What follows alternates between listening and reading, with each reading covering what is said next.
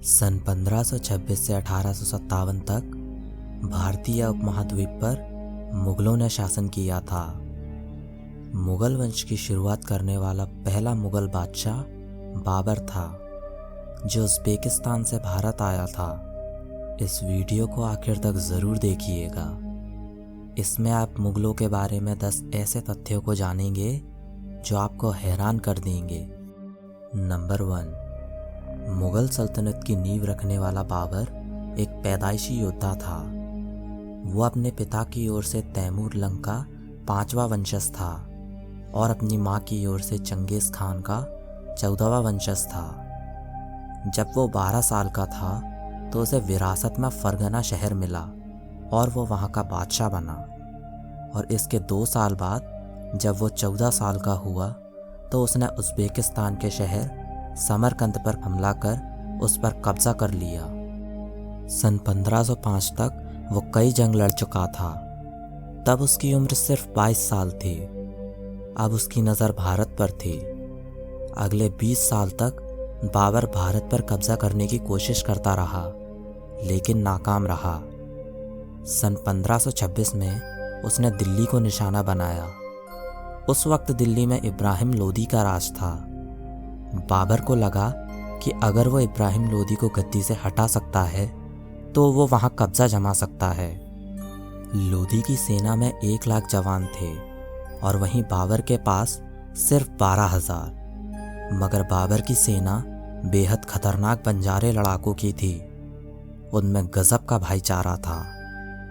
बाबर और इब्राहिम लोदी के बीच दिल्ली से 40 किलोमीटर दूर पानीपत में युद्ध हुआ। बाबर को युद्ध रणनीति बनाने में महारत हासिल थी। उसने ऐसा जाल बिछा रखा था कि मानो वो लोदी का शिकार करने वाला हो। 20 अप्रैल 1526 शुक्रवार की सुबह थी और इब्राहिम लोदी उसके जाल में फंस गया। लोदी के 1 लाख जवान और 1,000 हाथी बाबर के बिछाए फंदे की ओर चल पड़े।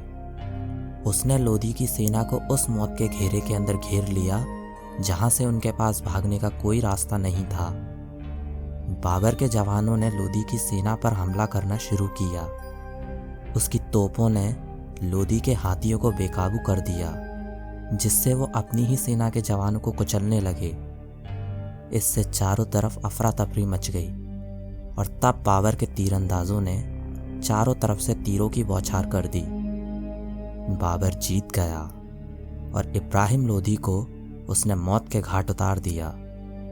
बाबर को लोग एक लड़ाके और एक बादशाह के तौर पर तो जानते हैं, लेकिन बहुत कम लोग हैं जो ये जानते हैं कि वो एक उच्च कोटि का राइटर भी था। नंबर 2, अकबर की सबसे बड़ी कामयाबी थी उसका बसाया गया बहुत बड़ा शहर फतेहपुर सीकरी, जिसे पहाड़ी पर बसाया गया था, जहाँ पहले कोई बस्ती नहीं थी।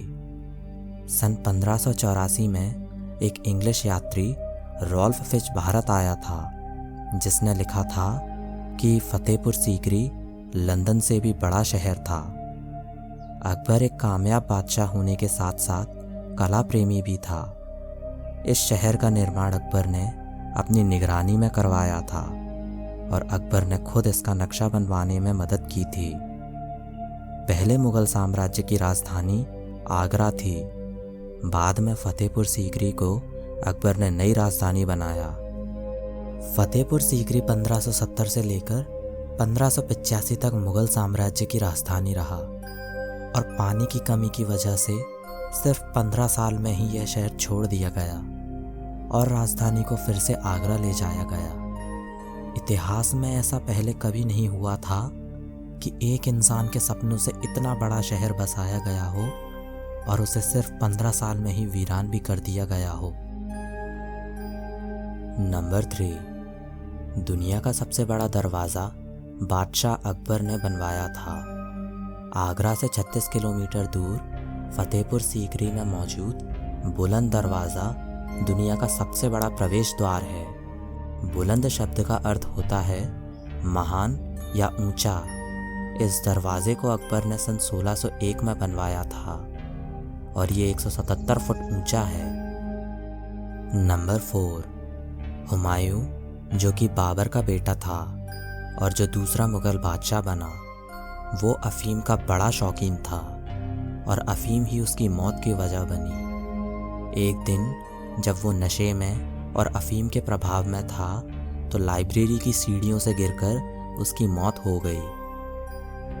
नंबर 5, अकबर सभी धर्मों का सम्मान करता था। उसने आपसी एकता को बढ़ावा दिया।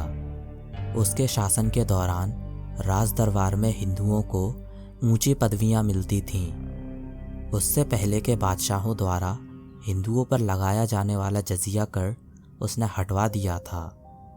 उसने राजपूत रानी जोधाबाई से शादी की, लेकिन उसे कभी मुसलमान नहीं बनाया। यहाँ तक कि रानी जोधाबाई के लिए उसने फतेहपुर सीकरी में मंदिर भी बनवाया। 1582 में अकबर ने एक नया धर्म बनाया जिसका नाम दीन-ए इलाही था। इसमें अकबर ने सभी धर्मों की मूल बातों को मिला दिया, जिसमें प्रमुख धर्म थे हिंदू, इस्लाम, ईसाई, जैन और पारसी। अकबर ने खुद भी इसी धर्म को अपनाया था, लेकिन इस धर्म को ज़्यादा प्रसिद्धि नहीं मिली। अकबर के अलावा बीरबल ही मृत्यु तक इसका अनुयायी रहा और अकबर के बाद इसे सिर्फ 19 लोगों ने अपनाया था। नंबर 6, कहा जाता है कि हुक्का मुगल काल की इन्वेंशन है। 16वीं सदी में यूरोपियंस भारत में टोबैको लेकर आए और इसके बाद फतेहपुर सीकरी में अकबर के एक ईरानी डॉक्टर अबुल फतेह गिलानी ने हुक्के की खोज की थी। नंबर 7, सभी मुगल बादशाहों में से सिर्फ औरंगज़ेब ही अकेला ऐसा बादशाह था जो अपने इस्लामिक नियमों के चलते शराब नहीं पीता था, लेकिन साथ ही उसे मुगल इतिहास का सबसे क्रूर बादशाह भी माना जाता है। गैर मुस्लिमों पे लगने वाले जिस जजिया कर को अकबर ने ख़त्म किया था, उसे औरंगज़ेब ने फिर से लागू करवाया। यहाँ तक कि औरंगज़ेब ने अपने 3 भाइयों को मौत के घाट उतार दिया। उस समय के कवियों ने भी अपनी रचनाओं में औरंगज़ेब के अत्याचारों का जिक्र किया है। नंबर 8, मुगल काल में अपराधी को मृत्युदंड देने के लिए जो आम तरीका था वो बड़ा ही भयानक था। अगर किसी को मौत की सज़ा देनी होती तो उसे ज़मीन पर लिटा दिया जाता और हाथी अपने पैरों से उसका सीना तोड़ देता या उसका सर कुचल देता। नंबर 9, कोहिनूर के बारे में तो आप सभी जानते ही होंगे। आज मैं आपको उससे भी बहुमूल्य चीज़ के बारे में बताता हूँ जो कभी हमारे हिंदुस्तान में थी और जिसके बारे में आज लोग ज़्यादा नहीं जानते। तख्त-ए-ताउस, जो कि हीरे जवाहरातों से जड़ा एक सिंहासन था जिसे बादशाह शाहजहां ने बनवाया था। इसमें ठोस सोने के 6 पाए थे। इसमें जवाहरात, मोतियों और नीलम से जड़े 2 मोर थे। ताउस अरबी भाषा का शब्द है जिसका अर्थ मोर होता है, इसलिए इसे मयूर सिंहासन भी कहा जाता था। तख्त-ए-ताउस की कीमत 17वीं सदी में भी करोड़ों की आकी गई थी और इसे बनाने में 7 साल लगे थे। सारा सिंहासन बेशकीमती रत्नों, मोतियों और सोने से बना हुआ था और इसे बेहद खास मौक़ों पर ही बादशाह के लिए राज दरबार में लाया जाता था। तख्त-ए-ताउस पहले आगरा के किले में था, बाद में इसे दिल्ली के लाल किले में लाया गया। इतिहास में ऐसा अद्भुत तख्त ना तो शाहजहां से पहले ना ही उसके बाद किसी राजा या महाराजा ने बनवाया। ईरान के बादशाह नादिर शाह ने जब दिल्ली पर हमला किया तो सारी धन दौलत को लूटने के साथ साथ वो तख्त-ए-ताउस को भी अपने साथ ईरान ले गया। सन 1747 में नादिर शाह की हत्या हो गई और इसके बाद अचानक ही ये सिंहासन गायब हो गया। तब से लेकर आज तक इसका कोई अता पता नहीं है कि ये कहाँ है। समय समय पर सरकारें इसका पता लगाने की कोशिश करती रही हैं। दोस्तों, आपको क्या लगता है कि तख्त-ए-ताउस आज कहाँ पर हो सकता है? कमेंट में ज़रूर बताइएगा। नंबर 10, किसी ज़माने में दुनिया का सबसे बेशकीमती हीरा कोहिनूर शाहजहां के तख्ते ताउस पर जड़ा हुआ था। कोहिनूर के बारे में ये कहा जाता था कि जो इस हीरे का मालिक है वो पूरी दुनिया का मालिक है।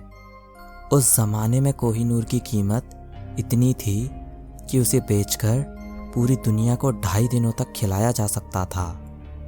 सन 1739 तक यह हीरा मुग़लों के पास रहा। ईरान का बादशाह नादिर शाह धोखे से मुग़ल बादशाह मोहम्मद शाह से पगड़ी बदलकर कोहिनूर को भी चुरा ले गया। ये हीरा कई मुग़ल बादशाहों और ईरानी बादशाहों से होता हुआ अंत में अंग्रेज़ों के अधिकार में चला गया और आज भी उन्हीं के पास है। तो इस वीडियो में बस इतना ही। उम्मीद करता हूँ कि मुग़ल साम्राज्य से जुड़े ये तथ्य आपको ज़रूर पसंद आए होंगे, और अगर आपको ये वीडियो अच्छी लगी हो तो इसे लाइक ज़रूर कीजिएगा और चैनल को सब्सक्राइब करके बेल आइकन को ज़रूर दबाइएगा।